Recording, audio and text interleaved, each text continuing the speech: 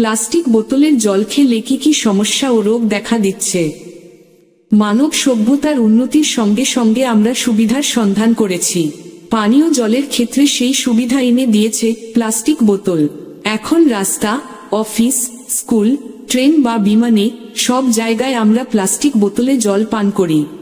কিন্তু এই সহজলভ্যতার আড়ালে লুকিয়ে আছে এক অদৃশ্য বিপদ, যা ধীরে ধীরে মানবদেহে, সমাজ এবং পরিবেশকে গ্রাস করছে। প্লাস্টিক বোতলের জল আমাদের জীবনে যতটা স্বস্তি এনেছে, তার চেয়ে অনেক বেশি এনেছে অসুস্থতা, দূষণ ও মৃত্যু ঝুঁকি। প্লাস্টিক বোতলের জল কিভাবে তৈরি হয়? বেশিরভাগ পানীয় জল বিক্রির বোতল তৈরি হয় পলিইথিলিন টেরেফথ্যালেট নামক এক ধরনের প্লাস্টিক দিয়ে। এই প্লাস্টিক হালকা, স্বচ্ছ ও ভাঙে না, তাই এটি সহজেই জল সংরক্ষণে ব্যবহারযোগ্য। কিন্তু তৈরির প্রক্রিয়ায় ব্যবহৃত রাসায়নিক পদার্থ যেমন বিসফেনল এ, অ্যান্টিমনি ট্রাইঅক্সাইড ইত্যাদি মানবদেহের জন্য মারাত্মক ক্ষতিকর।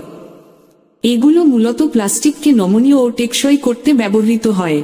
কিন্তু তাপমাত্রা, সূর্যালোক বা সময়ের প্রভাবে এই রাসায়নিক পদার্থগুলি ধীরে ধীরে জলের মধ্যে মিশে যায়, যা আমরা অজান্তে প্রতিদিন পান করে ফেলি।